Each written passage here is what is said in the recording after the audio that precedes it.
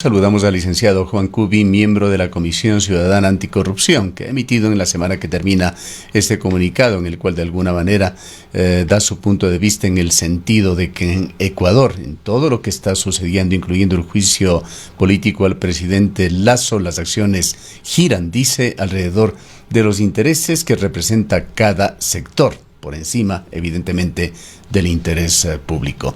Le saludamos al licenciado Cubi y quisiéramos profundizar un poco sobre estas reflexiones que se hacen desde esta prestigiosa entidad, la Comisión Ciudadana, Comisión Nacional Anticorrupción. Le escuchamos. Buenos días, Gustavo, gracias por el espacio. Mire, este comunicado está relacionado con algo que ya advertimos nosotros hace algún tiempo, cuando empezó el tema del juicio político, y era que alertábamos sobre la posibilidad de que las corruptelas atravesaran las negociaciones para concluir el juicio político, sea a favor o en contra del presidente de la República. Y el tiempo nos ha dado la razón, porque todo lo que ha saltado en los últimos días a propósito de la compra de conciencias y de las negociaciones espurias debajo de lo que en principio es un acto democrático, evidencian que se juegan otras cosas, al margen de que tengan o no tengan la razón en proponer un cuestionamiento al actual mandatario. El tema es que se termina convirtiendo el juicio en un toma y daca de otro tipo de intereses, donde queda relegado, como decimos en el comunicado, el interés general de la sociedad ecuatoriana.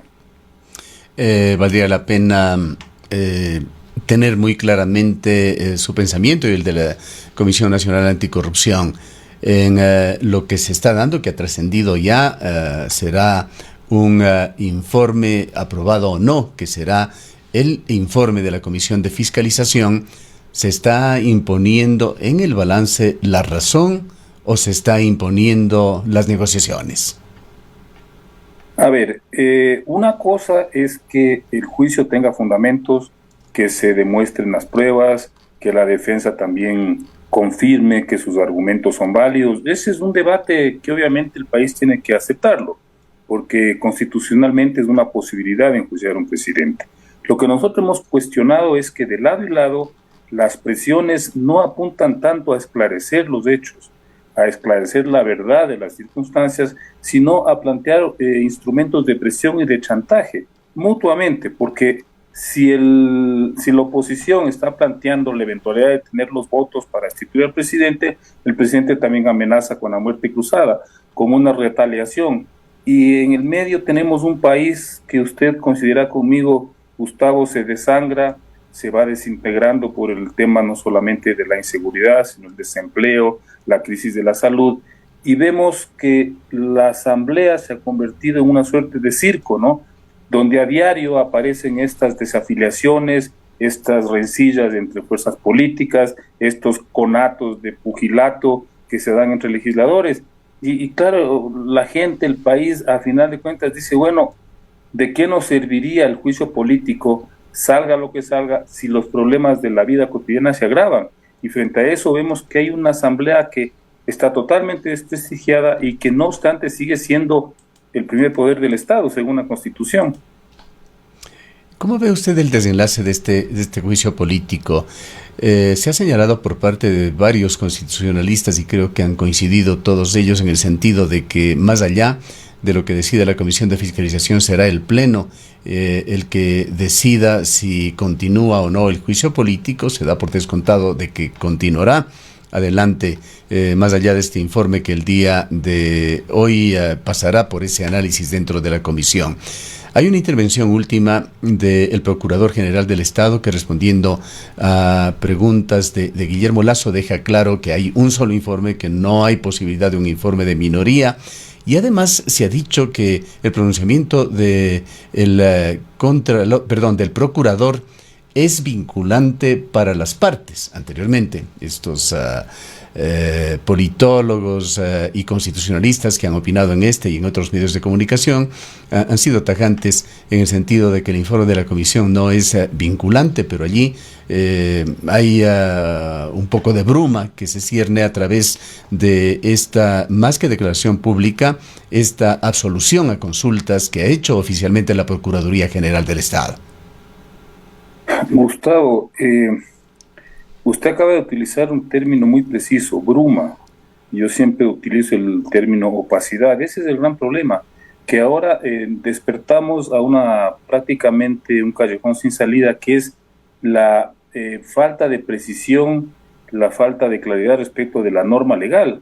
Entonces ya llevamos 2 meses de un debate jurídico sobre si es o no procedente tal medida, si es que es o no vinculante tal decisión. Y usted me preguntaba cuál va a ser el desenlace, y yo creo que estamos en una situación tremendamente peligrosa en este país. Si se queda el presidente Lasso por cualquier motivo, porque consigue los votos, porque vira las conciencias, porque gana en la votación, él va a tener un país desangrado y con una dificultad intrínseca para gobernarlo, una profunda debilidad como gobernante. Si se queda el vicepresidente Borrero en el caso de que destituyan a Lasso, creo que la situación sería igual o peor, porque no ha demostrado el vicepresidente tener la visión ni la capacidad para conducir el país. Y suponiendo que se terminara yendo en un caso extremo el vicepresidente, imagínese un país en manos del presidente actual de la Asamblea Nacional, sería una catástrofe. Pero en general, estos desenlaces, incluida la muerte cruzada, si llegara a darse, lo que nos presenta es un panorama de absoluta ingobernabilidad, porque hay problemas profundos, graves, hay amenazas que se ciernen sobre el Estado que no están siendo asumidas con la seriedad que deberían. Y frente a eso, cualquier gobernante que quede va a tener un país dificilísimo de gobernar, Gustavo, y ese me parece que es el panorama, al menos el que se perfila como más probable en los próximos meses. Cuando todas las alternativas son malas, como usted las señala y las describe, habría que desear, y si es posible empujar, para que se dé la menos mala. ¿Cuál sería esta?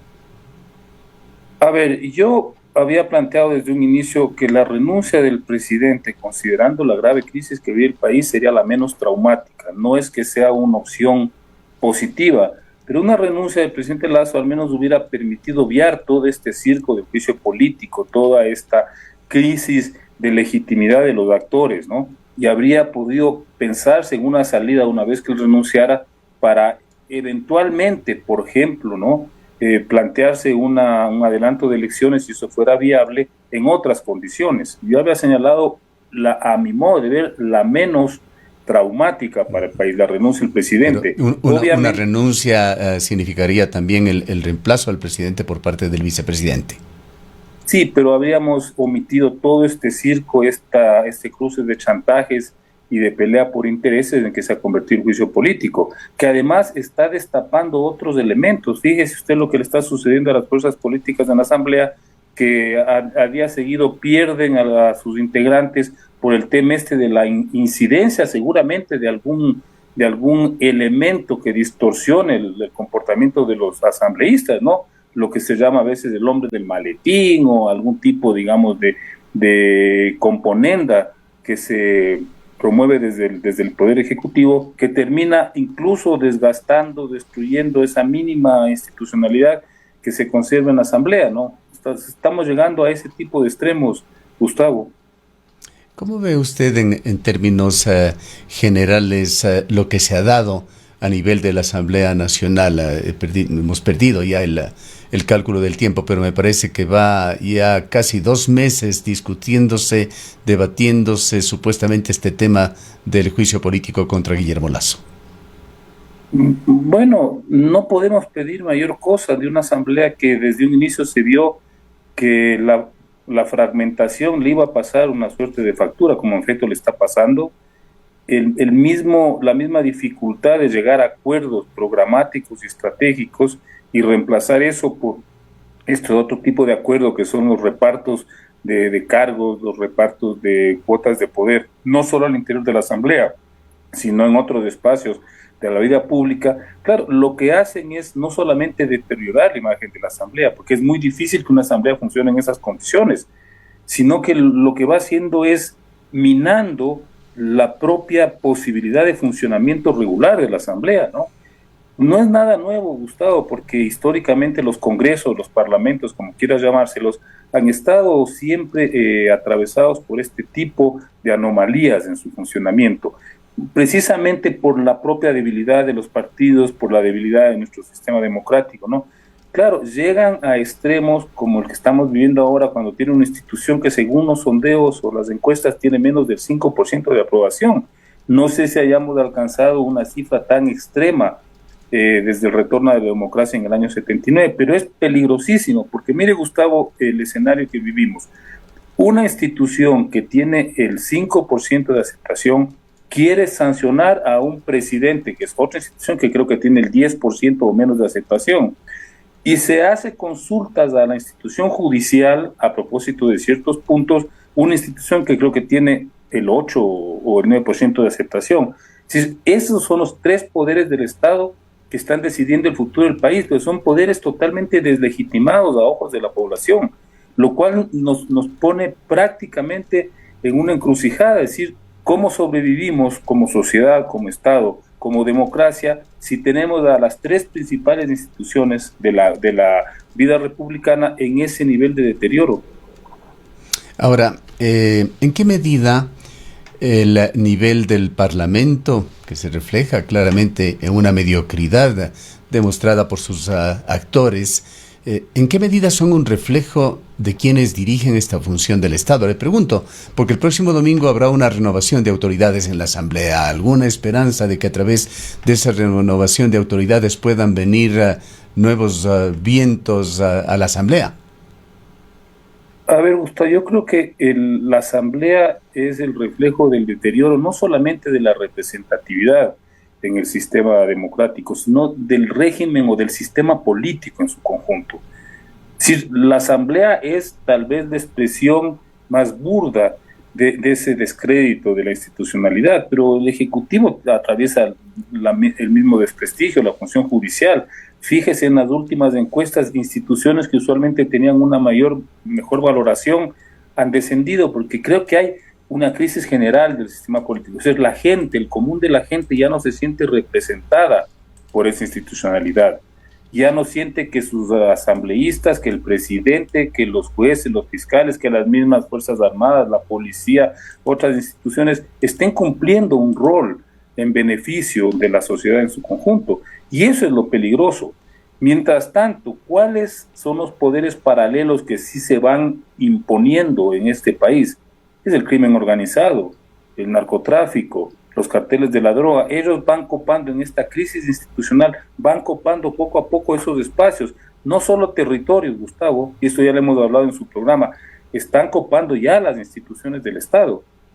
Y lo más sorprendente es que frente a esa amenaza, frente a esa dura realidad, estos otros poderes de estas otras instituciones que supuestamente representan al interés colectivo de los ecuatorianos no hacen absolutamente nada, o al menos no demuestran el interés y la intención de hacer algo.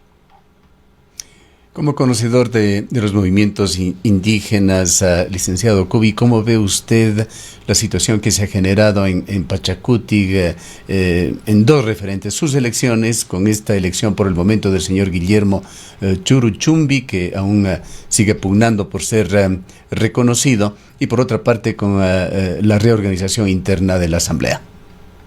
A ver, a mí lo del Puyo me parece penoso, y le voy a decir con absoluta sinceridad, Gustavo, nunca he ocultado yo la simpatía o el apoyo que he expresado siempre a ese partido político.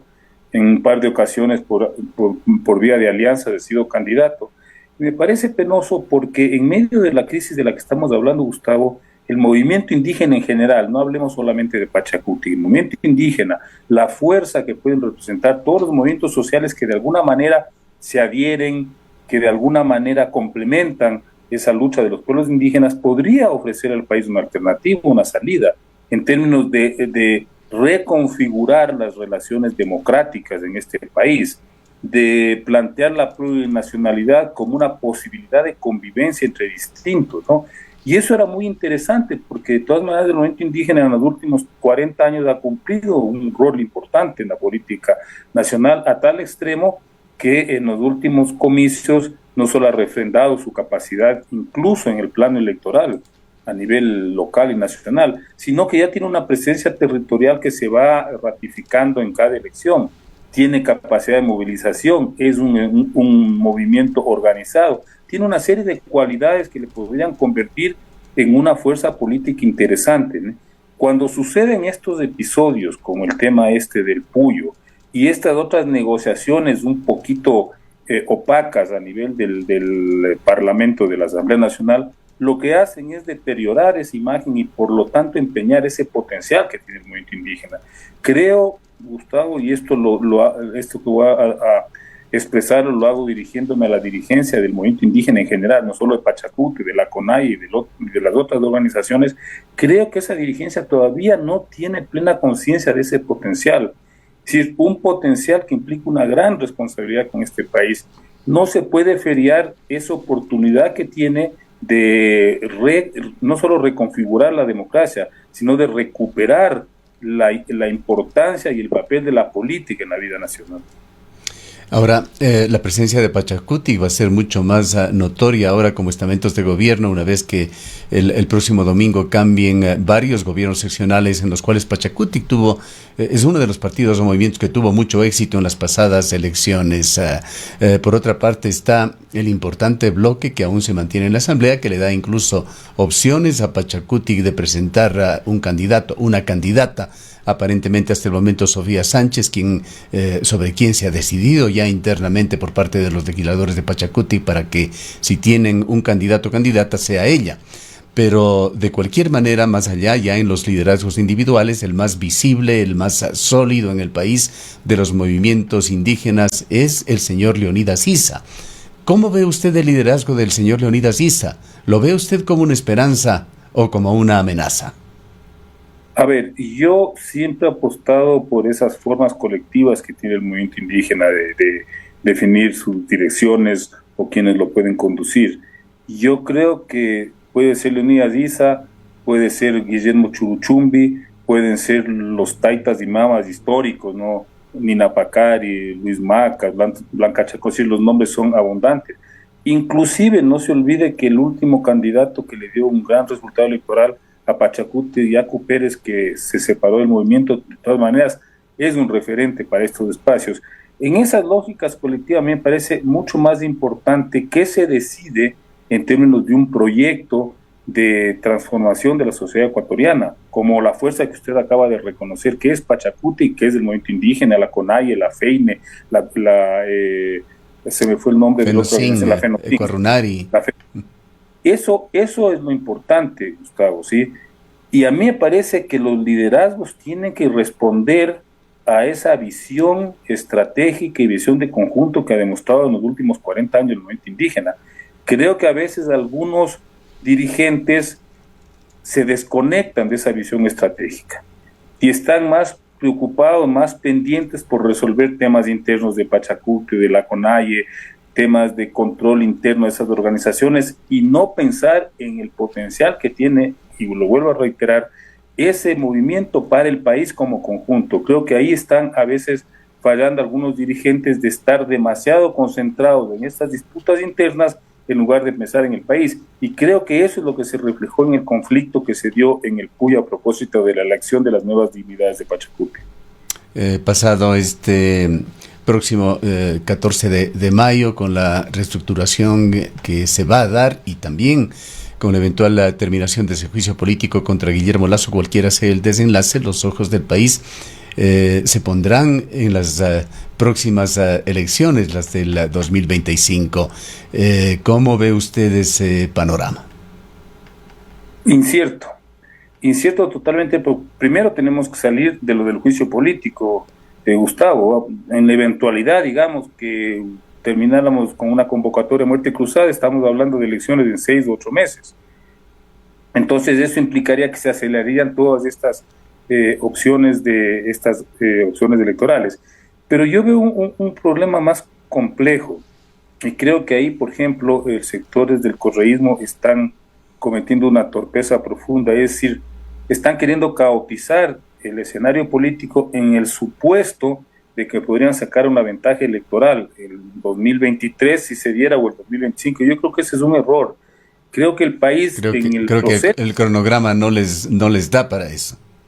Sí, pero vamos más al fondo, Gustavo. En ese proceso de descomposición del sistema político, lo que puede aparecer cualquier figura de esas típicas outsiders, pero además con un discurso totalmente no populista, populachero, y puede alzarse con la presidencia de la República. Eso suele ocurrir. Así es. Y entonces están jugando a crear un escenario de caos del cual puede surgir una figura, además, con un perfil autoritario, que es lo que mucha gente está aspirando, digamos, a raíz del tema de la inseguridad, una especie de capataz que venga casi que a poner orden a patadas. Fíjese lo que ya estamos viendo, Gustavo, que es peligroso, todo este tema de la nueva ley digamos, de lucha contra la inseguridad, porte de armas, etcétera, es una policialización de la vida cotidiana, de la militarización de la vida cotidiana, y eso en todo lado tiene unas derivas muy negativas, tiene consecuencias a la corta o a la larga muy negativas para una sociedad.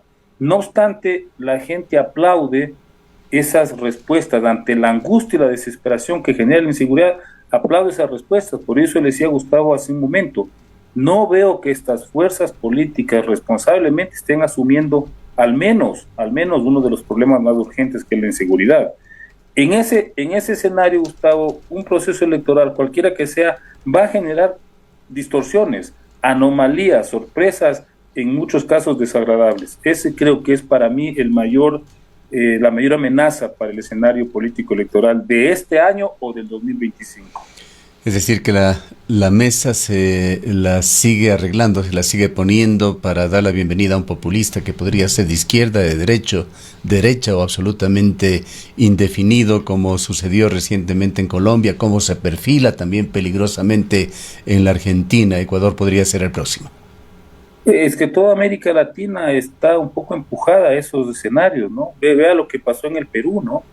Y entonces, claro, no hay la posibilidad o la capacidad de hacer un manejo medianamente regular, medianamente coherente de la administración pública, de los gobiernos. Entonces se termina en esas situaciones caóticas de la cual puede surgir cualquier propuesta, cualquier iniciativa que sea contraria no solamente a la lógica institucional, al funcionamiento de las instituciones, sino a los propios derechos de la gente. Claro. Me lleva a pensar en esta parte final en el señor Bukele, tan admirado por muchos sectores actualmente. Creo que aquí en el Ecuador ya hay algunitos, no quiero dar nombres, pero algún rato que se ofrezca lo puedo hacer, que me da a mí la impresión de que ya están preparándose para ser los Bukeles ecuatorianos y que ya están en las redes sociales, así es. De fuerza, un discurso autoritario de fuerza y de control que es peligroso. Bien, le agradecemos mucho por habernos acompañado y estas reflexiones, el licenciado Cubi. Gracias, Gustavo. El licenciado Juan Cubi es miembro de la Comisión Ciudadana Anticorrupción.